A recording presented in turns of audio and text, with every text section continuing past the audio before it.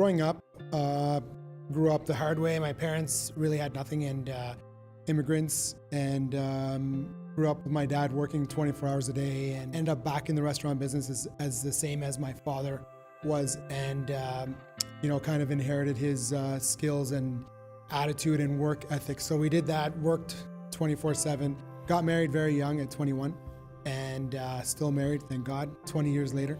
Typical day was 17, 18 hours a day. 7 years, my first business, I had one day off a year, which was Christmas Day.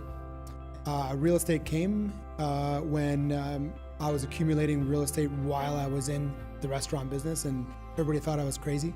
And it was my passion, I love it. And every single day now that I do it as a profession, I just absolutely love what I do. I sold all my restaurants. My last one was in 2010 that I sold.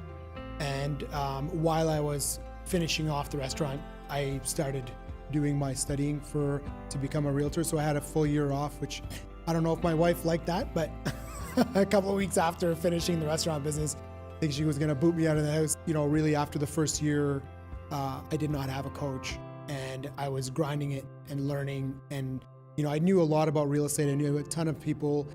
It was a matter of doing things properly and doing it right.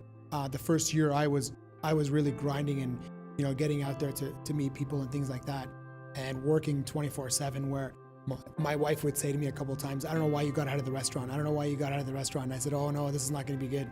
So when I got into coaching, after, 8 months of being in coaching, I not only saw my income double, also saw, a lot of things in my business that became a lot easier, and not scrambling, and doing things more efficient, and spending time with the family. I just love the Buffini organization.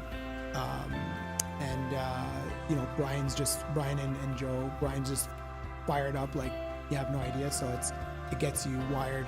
When Brian says, when his grandfather and his father would say to him, can you put your name to that?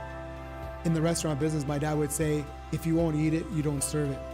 Taking that and bringing it into real estate is what I'm doing now.